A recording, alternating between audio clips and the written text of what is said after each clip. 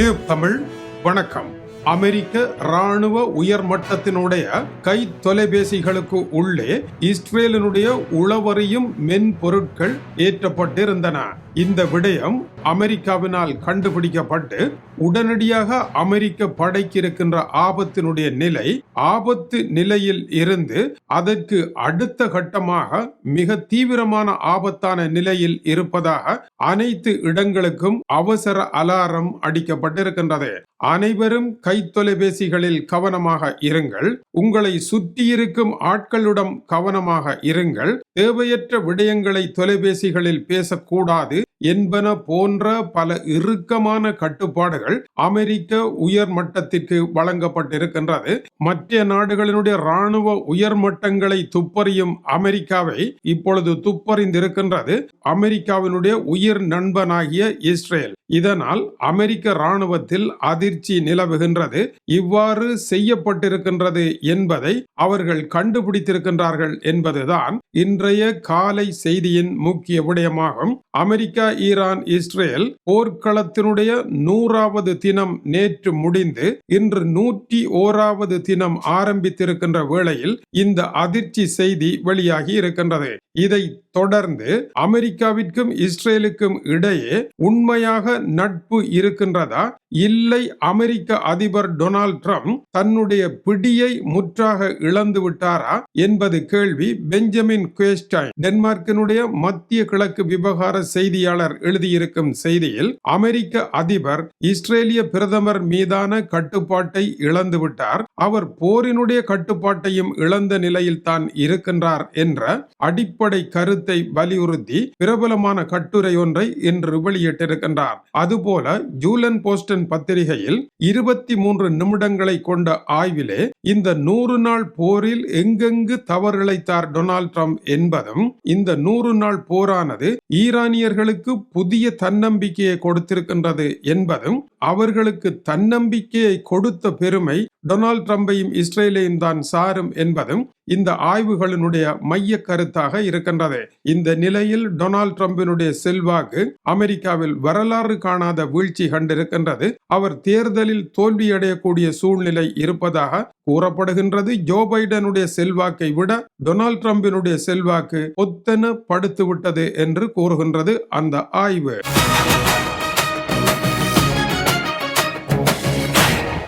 அமெரிக்காவை துப்பறிந்தாலும் கூட அமெரிக்காவை கைவிட்டு இஸ்ரேலினால் தனியே நடக்க முடியாது.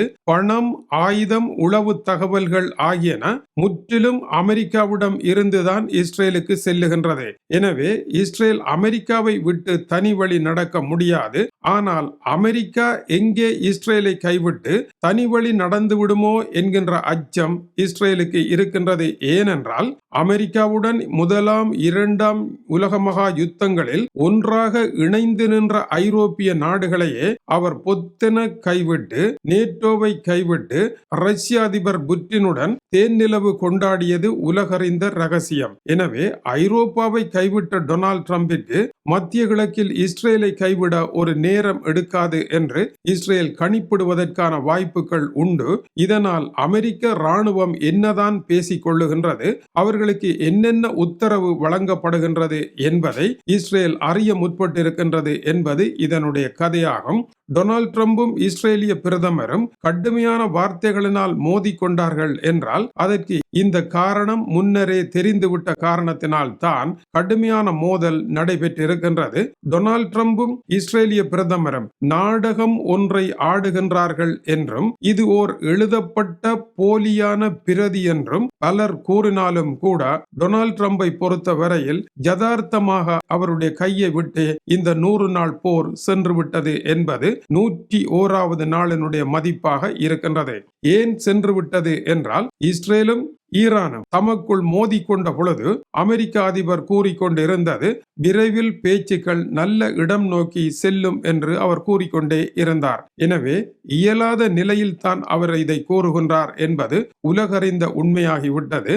அமெரிக்க அதிபரை பொறுத்தவரையில் ட்ரூத் சோஷல் என்று கூறப்படுகின்ற தன்னுடைய வலைத்தளத்தில் ஒவ்வொரு இரவும் அவர் பதிவுகளை போடுகின்றார். அவருடைய பதிவுகளை படித்து அதற்கேற்ப நடக்க மத்திய கிழக்கில் இன்று யாரும் இல்லை. அதை படிக்கவும் யாரும் இல்லாத நிலையில் வெறுமனே சமூக வலைத்தளத்தில் ஒரு பதிவை போடுவதன் மூலம் மத்திய கிழக்கை கட்டுப்படுத்த முடியாது, டொனால்ட் ட்ரம்பை கைவிட்டு புதிய ஒரு பாதைக்கு செல்வதற்கான பேச்சுக்களும் நடவடிக்கைகளும் இப்பொழுது மத்திய கிழக்கில் ஆரம்பித்து விட்டது.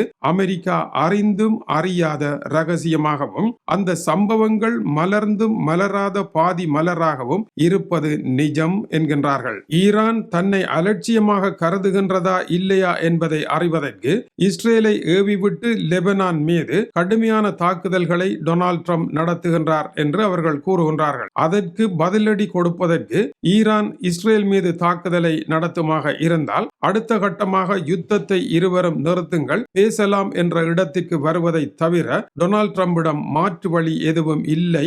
அதை இஸ்ரேலும் ஈரானும் கண்டும் பிடித்து விட்டன. இதுதான் 100 நாள் போரில் நடைபெற்றிருக்கின்ற முக்கிய சம்பவமாகும். டொனால்ட் ட்ரம்புடன் ஒப்பிட்டால் நெட்டன்யாகு மிகச்சிறந்த அரசியல்வாதியாக இருக்கின்றார். அவர் ஒரு போரை தொடங்குகின்ற பொழுது தன்னுடைய போரினுடைய இலக்கு என்ன என்று என்றுமே அறிவிப்பதில்லை. தாக்குதலை நடத்தி கொண்டு முன்னேறுகின்றார். அதன் பின்னர் ஏற்படுகின்ற புதிய சூழ்நிலைகளை பார்த்து மறுபடியும் தாக்குதலை நடத்துகின்றார். அவர் எங்கே போகின்றார், எங்கே முடிக்கப் போகின்றார் என்பது அவருக்கே தெரியாது. ஆனால் அவருக்கு ஒன்று மட்டும் தெரியும், தன்னுடைய அதிகாரத்தில் தானே இருக்க வேண்டும் என்பது மட்டும் தெரியும். அதற்கேற்ப அவர் காய்களை நகர்த்துவதனால் அவர் சிறந்த அரசியல்வாதியாக இருக்கின்றார் என்றும் பெஞ்சமின் குயஸ்டைன் சுட்டிக்காட்டுகின்றார். இந்த 100 நாள் இலக்கற்ற போர் டொனால்ட் ட்ரம்ப் உலகத்திற்கே தலைவர் என்று உருவாக்கி கொண்ட மாய பிம்பத்தை உடைத்திருப்பதாக அமெரிக்க ஆய்வுகள் கூறுகின்றன. அமெரிக்காவில் நடத்தப்பட்ட கருத்து கணிப்பில் அமெரிக்க அதிபருக்கு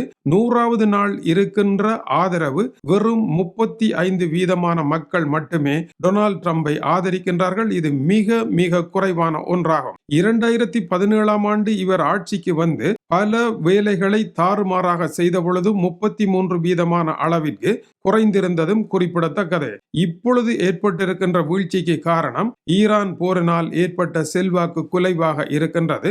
59% அமெரிக்கர்கள் அமெரிக்காவில் அடுத்த ஓராண்டு காலம் வரைக்கும் பெட்ரோல் விலை குறையவே குறையாது என்று கருத்துரைத்திருக்கின்றார்கள். இது மிகப்பெரிய அவலமாக இருக்கின்றது. அதை தவிர வாழ்க்கை செலவு குறித்த கருத்து கணிப்பிலே டொனால்ட் ட்ரம்ப் வாழ்க்கை செலவை கொண்டு நடத்துவதில் எப்படி இருக்கின்றார்? 22% மட்டுமே அவரை சரி என்று கூறுகின்றார்கள். வாழ்க்கை என்றால் என்ன, செலவென்றால் என்ன, குடும்பம் என்றால் என்ன என்று தெரியாத கோடீஸ்வரர்கள். ஆனால் 70% மக்கள் கடும் எதிர்ப்பு தெரிவித்திருக்கின்றார்கள். அன்றாடம் காட்சிகள். அமெரிக்காவினுடைய மோசமான அதிபராகிய ஜோ பைடன் வெறும் 29%மானவர்களினால் வாழ்க்கை செலவை கொண்டு நடத்த தகுதியான அதிபர் என்று கருதப்பட்டார். 63%மானவர்கள் அதிருப்தி தெரிவித்தார்கள். இப்பொழுது ஜோ பைடனை விட மோசமான இடத்திற்கு டொனால்ட் ட்ரம்ப் வர இந்த 100 நாள் போர் காரணமாக இருக்கின்றது. நேற்று முன்தினம் நடைபெற்ற போர் நின்றிருக்கின்றது. மறுபடியும் லெபனானை இஸ்ரேல் தாக்குமாக இருந்தால்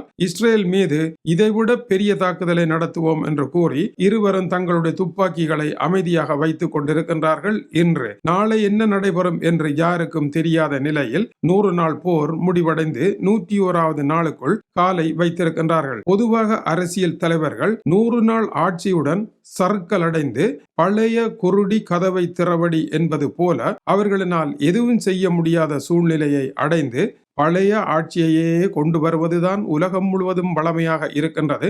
அதற்கு இந்த 100 நாள் போரும் அதே வளமையாக மாறிவிட்டது. ஆப்கானிஸ்தான் போர், ஈராக் போர், உக்ரைன் போர் என்ற போர்களை போல 10ஓடு 1 11 அத்தோடு இதுவும் 1 என்பது போல நிலைமை மாறக்கூடிய சூழல் இருக்கின்றது. 6ஐ 100ஆக்கி அமெரிக்க அரசை வேறாக்கி விட்டார்கள் என்பது இதனுடைய கருத்தாகும். இது டியூப் தமிழனுடைய உலக செய்திகளுக்காக டென்மார்க்கில் இருந்து கீசே துறை. வணக்கம் உறவுகளே.